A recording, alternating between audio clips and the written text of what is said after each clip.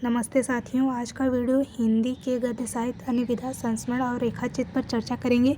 पिछले वीडियो में अन्य विधा जो आत्मकथा पे जीवनी और यात्रा साहित्य पर चर्चा की थी। तो चलिए अभी देखते हैं, संस्मरण और रेखाचित्र के प्रमुख लेखकों को जानते हैं।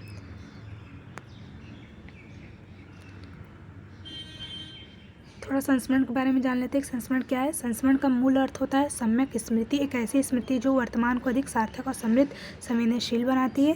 डॉक्टर रामचंद्र तिवारी के शब्दों में कहा जा सकता है कि संस्मरण किसी स्मरणमाण जो है स्मृति का शब्दांकन है। स्मरणमाण जीवन के वे पहलू हैं जिसमें संदर्भ, चरित्र विशिष्ट और स्मरणकर्ता के स्मृति में रहते हैं और उन्हीं को शब्दांकित किया जाता है। स्मरण में वही चीज़ रहता है जो विशिष्ट और विचित्र और प्रिय होता है, उसी को लेखक ने अंकित भी किया है। संस्मरण में कहानी, निबंध, जीवनी, आत्मकथा आदि अनेक विशेषताएं मिलती हैं, परंतु रेखाचित्र से इसकी सर्वाधिक समानता है। यानी कहने का मतलब कि जो संस्मरण और रेखाचित्र बिल्कुल समान है। बनारसी दास चतुर्वेदी का शब्दों में कहना है कि संस्मरण, रेखाचित्र और आत्मचरित्र इन तीनों का एक दूसरे से इतना घनिष्ठ संबंध है कि वे एक दूसरे से कहाँ तक मिलते हैं और कहाँ अलग होते हैं, इसका निर्णय करना बहुत ही कठिन है।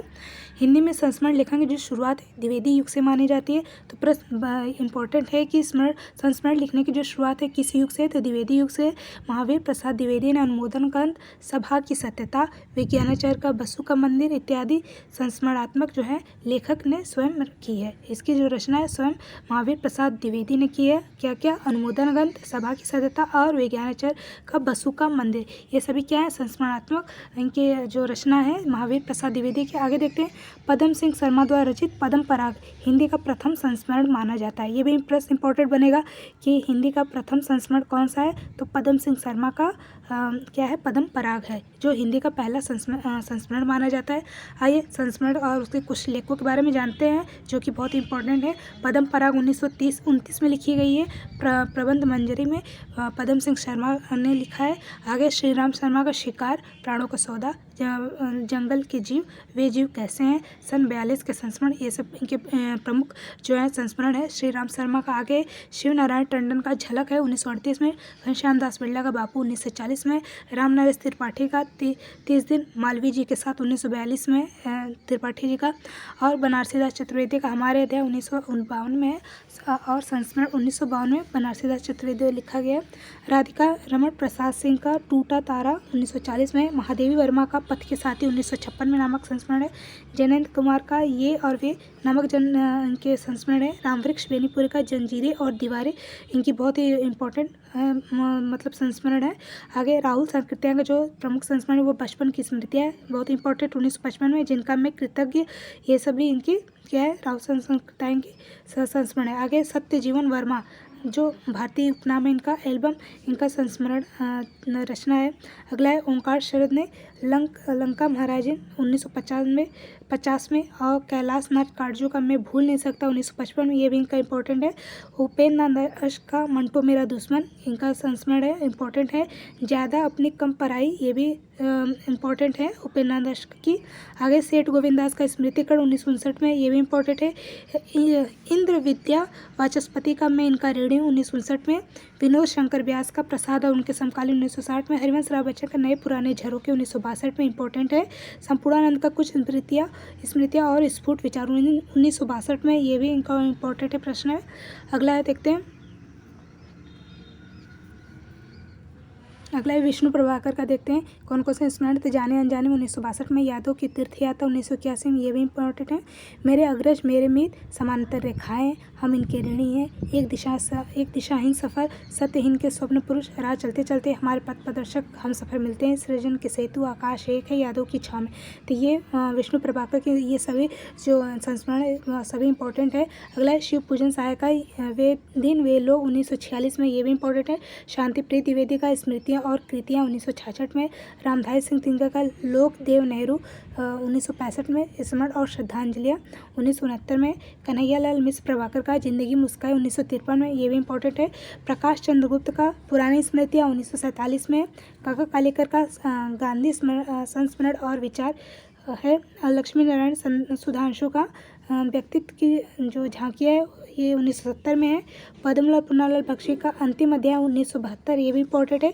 लक्ष्मी शंकर व्यास का स्मृति की त्रिवेणिका 1974 में। अनीता राकेश का चंद संतरे और 1975 में है। कमलेश्वर का मेरे हमदम मेरे दोस्त, ये भी इम्पोर्टेंट है, 1975 में।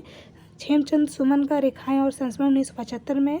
रामनाथ सुमन का मैंने स्मृति के दीप जलाए 1976 में, ये भी इम्पोर्टेंट है। परिपूर्णानंद का बीती यादें। विष्णुकांत शास्त्री का स्मरण के पाथे बनने दो। सुधिया उस चंदन की, ये इंपॉर्टेंट है, सुधिया उस चंदन की 1992 में। पर साथ साथ चल रही याद 2004 में। भगवती चरण वर्मा का जो है संस्मरण अतीत के गर्त से 1979, हम खंडहर के वासी, ये भी इम्पोर्टेंट है। मैथिली शरण गुप्त का श्रद्धांजलि स्मरण 1979 है। सुलोचना रागे राघव का पुनः 1989 है। कुंवर सुरेश सिंह का यादव के झरोखे 1980। राजेंद्र यादव का औरों की वाणी 1981, वे देवता नहीं है। आगे देखते हैं। अमृतलाल नागर का जिनके साथ जिया 1981 में। प्रतिभा अग्रवाल का सृजन का सुख दुख 1981। रामेश्वर शुक्ल अंचल का युग पुरुष 1983 में। पदम सचदेवा का संस्मरण जो है दीवान खाना 1984 में। मितवा घर 1995, ये इम्पोर्टेंट है। अगला है अमराई 2000 में। और अगला अज्ञे का स्मृति लेखा 1986 में।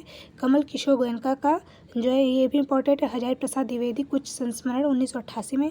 बिंदु अग्रवाल का जो संस्मरण है वो भारत भूषण अग्रवाल पर आधार बनाकर कुछ यादें कुछ चर्चाएं, यादें और बातें, ये इनके इम्पोर्टेंट हैं।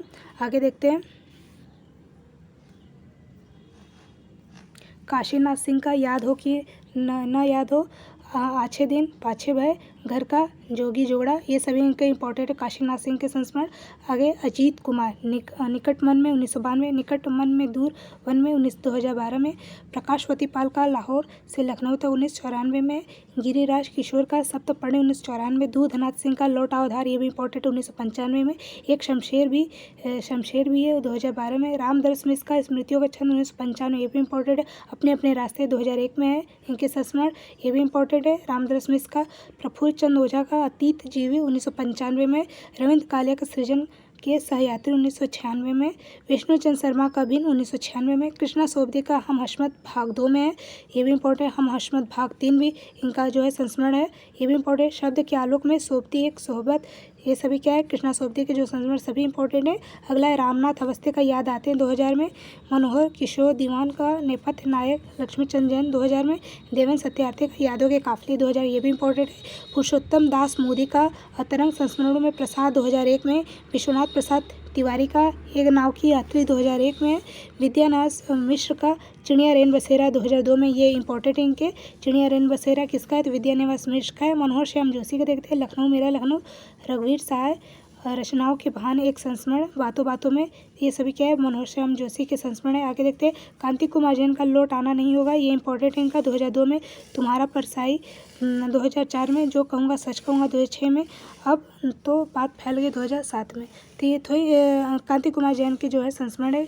कृष्ण बिहारी मिश्र देखते हैं नेक के नाते अनेक 2002 में। राम कमल राय का 2002 में स्मृतियों का शुक्ल पक्ष है। आगे डॉक्टर विवेकी राय का आंगन के वंदन वार 2003 में। मेरे सुहृदय श्रद्धेय 2005 में। लक्ष्मीधर मालवी का लाई हयात आए। विश्वनाथ त्रिपाठी का नंगा तलाई का गांव 2004 में, ये इंपॉर्टेंट है। व्योमकेश दरवेश ये 2010 में। विश्वनाथ त्रिपाठी का संस्मरण गंगा स्नान करने चलोगे 2012 में। केशव चंद्र वर्मा का सुमिरन के बहाने 2005 में। अमरकांत का कुछ यादें कुछ बातें, ये इंपॉर्टेंट है इनकी अमरकांत की। आगे नवनीता देवसेन का है किस पथ है तुम्हारे करुणा। हर्ष मंदर का अनसुनी आवाज़ है। ज्ञानचंद जैन का कथा शेष, ये इंपॉर्टेंट है। सुमन केसरी का जेएनयू में नामवर सिंह। जाबिर हुसैन का लोंगा जो आगे हैं अतीत का चेहरा। डोला बीवे का मंजार। गौरापंत शिवानी का वातायन। फरीश्वरनाथ रेणु का देखेंगे, ये इंपॉर्टेंट इनका वन तुलसी की गंध समय की शिला पर। तो इसमें इंपॉर्टेंट जो है वन तुलसी की गंध है। धर्मवीर भारती का ठेले पर हिमालय, ये भी इनका संस्मरण है, ये भी इंपॉर्टेंट है। नीलावश का ज्ञान रंजन के बहाने 2012 में, ये भी इनका इंपॉर्टेंट है। आगे देखते हैं। अब संस्मरण हो गया, हम रेखाचित्र पर कुछ नज़र डालते हैं। अंग्रेजी में स्केच जो है शब्द का हिंदी पर्याय रेखाचित्र है। हिंदी साहित्य में जिस प्रकार रेखाचित्र विधा के रूप में सक्रिय प्रभाववान है, वैसे कोई विधा या पाश्चात्य यूरोपीय जो साहित्य विकसित दर्शित नहीं होती। रेखाचित्र किसी व्यक्ति वस्तु घटना भाव का कम से कम शब्दों में मर्मस्पर्शी भावपूर्ण और सजीव अंकन किया जाता है। एकात्मकता, सरस मार्मिक शैली, संस्मरण चित्र, हृदय की संवेदनशीलता, कल्पना का सौंदर्य और शक्ति, तीव्रता, संक्षिप्तता, विवरण की न्यूनता, सभी चीज़ें रेखाचित्र की विशेषताओं में देखी जाती है। आगे देखते हैं अमरनाथ के शब्दों में कि रेखाचित्र के बारे में क्या कहते हैं। कहानी और निबंध के बीच झूलती हुई रेखाचित्र सर्वथा एक नई विधा है। इसकी सफलता शब्दों और वाक्यों के कुशल संगुफन पर निर्भर करती है। स्केच की तरह रेखाचित्र में भी कम से कम शब्दों में कलात्मक ढंग से किसी वस्तु, व्यक्ति या दृश्य का अंकन किया जाता है। इसमें साधारण शब्द होते हैं, रेखाएं नहीं, इसलिए इसे शब्द चित्र भी कहते हैं। तो प्रश्न इंपॉर्टेंट बनता है कि अमरनाथ ने रेखाचित्र को और क्या नाम दिया है, तो शब्द चित्र भी उसे नाम दिया है कि रेखाचित्र को शब्द चित्र भी कहते हैं। आगे महादेवी वर्मा ने अतीत के चलचित्र में लिखा है कि इन स्मृति चित्रों में मेरा जीवन भी आ गया। अंधेरे की वस्तुओं को हम अपने प्रकाश में धुंधली उजली परिधि में लाकर देख पाते हैं। मेरा निकट जनित आत्मविज्ञापन उस राग से अधिक महत्व नहीं रखता जो आग को बहुत समय तक सजीव रखने के लिए अंगारों को घेरे रहती है। जो इसके पार नहीं दे सकता वह इन चित्रों के हृदय तक नहीं पहुंच सकता। चलिए आगे देखते हैं रेखाचित्र जो है और उनके जो प्रमुख लेखक हैं। तो महादेवी वर्मा का जो सबसे महत्वपूर्ण है अतीत के चलचित्र, ये रेखाचित्र नामक विधा से है। स्मृति की रेखाएं हैं, मेरा परिवार, ये सभी इम्पोर्टेंट है रेखाचित्र। आगे प्रकाश चंद्र गुप्त का रेखाचित्र 1940 में इनका स्वयं का है। मिट्टी के पुतले, पुराने स्मृति, नए स्केच, ये भी इम्पोर्टेंट है। रामवृक्ष बेनीपुरी का माटी की मूर्ति 1946 में, ये आपके एनटीए सिलेबस हिंदी में भी दिया है। माटी की मूर्ति 1946 में, ये इनकी रेखाचित्र है, महत्वपूर्ण है।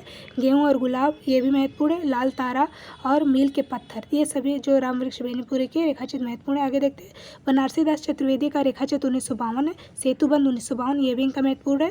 बनारसी दास चतुर्वेदी का कन्हैया लाल मिश्र प्रभाकर का जो रेखाचित्र माटी हो गई सोना और दीप जले शंख बजे, ये भी दोनों ही क्या है इंपॉर्टेंट है। 1959 में विनय मोहन शर्मा का देखते हैं रेखा और रंग, कब है 1955 का, ये भी इंपॉर्टेंट है। प्रेम नारायण टंडन का रेखाचित्र 1959 में। डॉक्टर नगेंद्र चेतना के बिंब 1967 है, ये भी बहुत ही इंपॉर्टेंट है।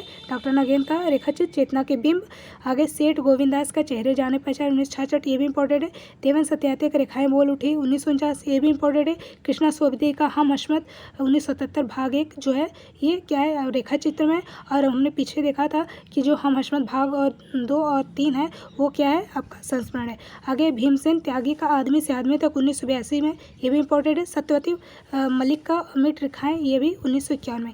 चलिए कुछ देख कर रिकॉर्ड कर लेते हैं कि पदम सिंह शर्मा का जो रेखाचित्र है ये आपका रेखाचित्र में भी आएगा और संस्मरण विधा में भी आएंगे। तो ये 1929 में है, ये भी इंपॉर्टेंट है कि पद्म पराग का प्रकाशन वर्ष क्या 1929 प्रश्न पूछा जाता है। श्री राम शर्मा का बोलती प्रतिमा 1937 रेखाचित्र है।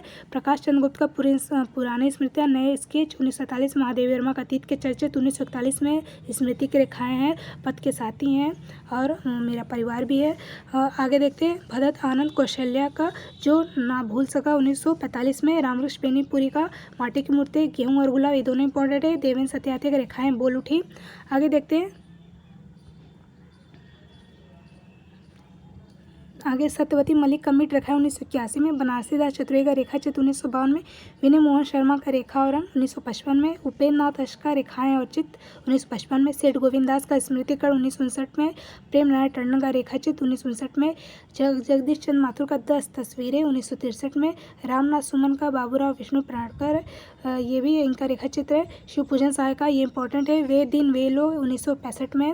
आगे विष्णु प्रभा का कुछ शब्द कुछ रेखाएं 1965 में, ये भी इंपॉर्टेंट है।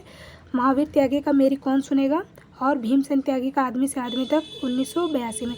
तो चलिए अभी के लिए इतना ही। धन्यवाद, जय हिंद।